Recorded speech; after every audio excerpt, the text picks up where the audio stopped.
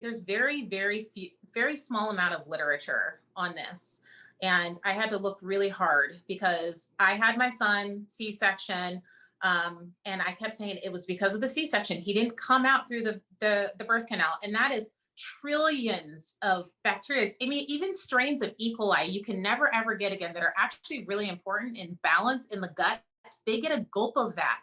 And that is probably one of the most important things that we can pass on to our children is that microbiome, that diversity.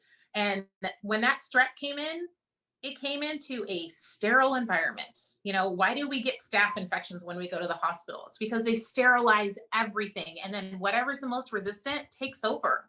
And the more research I did was like, oh my gosh, if you are going to have a C-section, they can do this thing. I think it's called seeding, where they put, cotton up in the vagina to get all that stuff. And then they wipe it all over the baby's face, in the mouth and everything. So it's not this terrible thing if you get forced into a C-section for whatever reason.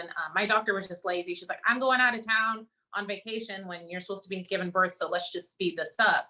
But yeah, so I really looked hard into that. With my other children, I had two others afterwards. With my third one, we did a water birth. I was like, screw the hospital, screw the system. I was strep positive every single time, group strep B positive. And then they give me antibiotics. Well, that's going to kill my microbiome. How am I going to send my kid off with a good biome? So secondary infections from being sterilized as a mother increase the odds of your child having autism like tenfold. It's like insane. So making sure that you have a healthy microbiome, that you are eating your fermented vegetables, and making sure that you're getting good bacteria, and staying away from those antibiotics while you're pregnant is really, really important. And passing on that awesome microbiome. Because my third child, who was the water birth, the hospital told me, oh, well, if you want to refuse antibiotics, you can, even though you're strep B positive, but we might treat your child. And I'm like, that's even worse. So at 39 weeks, I switched to a water birth center. At 39 weeks pregnant, I was like, nope, not doing it. Had a natural childbirth while I was strep B positive. And my third child is the healthiest child. I mean, she has never been on antibiotics, and she's almost 8. I call her, I said, she's going to be the angel poop.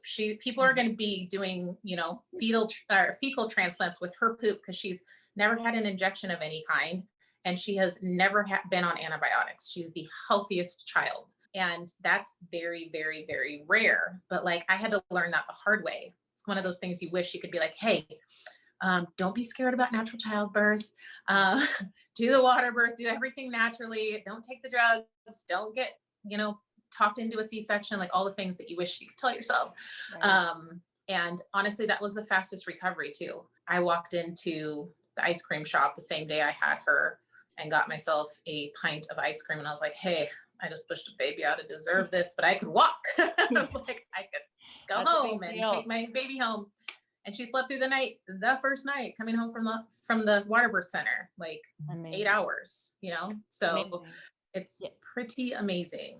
Yeah. I've heard that so many times, especially from Dr. Zach Bush, MD, who's on this summit as well, and talking about the microbiome is the key. And my sister did a home birth, and I was there to witness and be there with her. It was the most beautiful, miraculous. I bawled more than she did. I was bawling like at the body knows what to do if we can get out of the way. It is so beautiful.